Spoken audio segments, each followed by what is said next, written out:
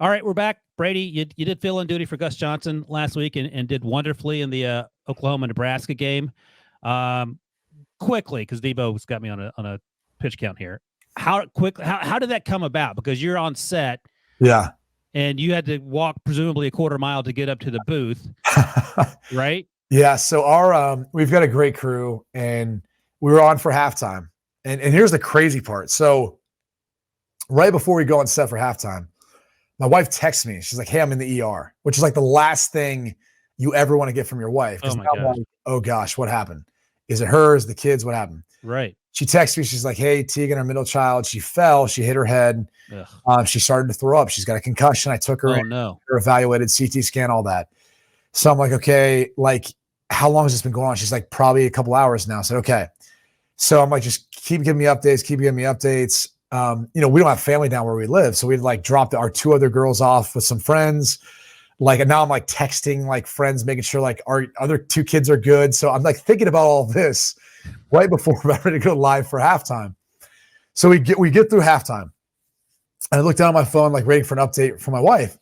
And then one of our producers, Bardia, who's awesome, funny dude. He's like, "Hey, we need to go up to the booth." I was like, "Yeah, okay." And I started like taking my ear stuff off. He's like, "Dude, I'm not kidding. Go up to the booth. Gus is sick." And I was like, "Okay." And so like one of our other producers looks at me. He's like, "We got to go." And so I just start running across the end zone. Like, I run across to like another tunnel, and we're like grabbing a security person, like, "Take us up. How do we get to the TV booth?" So by the time we get up there and kind of wind through and go up the elevator, Joel had just come back on live. And I'm sitting there, I'm like looking, and I don't know like anything. At this point, I haven't talked to the producers of the truck, the directors, no one. So I don't know if I'm doing play-by-play or analyst or what. So I kind of stand where Gus was standing. I'm kind of getting situated because, they've got a lot of screens. Like, if you haven't been in a broadcast booth, it's kind of distracting because like you want to watch the game, but you've got like 4 screens up around, and there's like stats, and there's what's in, programming. And then there's what's in like other stuff where they show you replays, or you can have a different view if you want. Then there's like another screen that's going to be showing stats and different communication with someone down the truck. So it's a lot to take in. Mm-hmm. And I've never been in their booth before. So then on top of that, you've got Gus's gigantic, like there's these things we call boards. Yeah. So imagine like a coach's game plan sheet, but like 5 times that size. And that's all this stuff, right? The players' information, stories, everything else.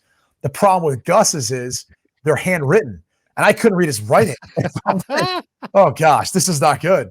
And so not only are that, he's got all these Post-its with all these like this information about the various players.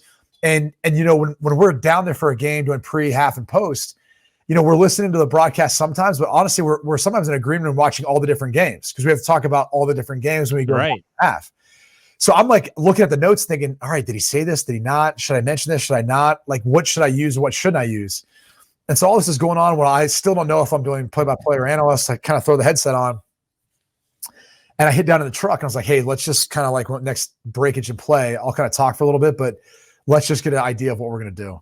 So once we got to a break, we kind of talked about it like a game plan. We probably talked for about, I don't know, a few minutes, however many minutes in that quarter. And then Coach Meyer came up. It was a blowout, so it just kind of became like a general conversation. Yeah.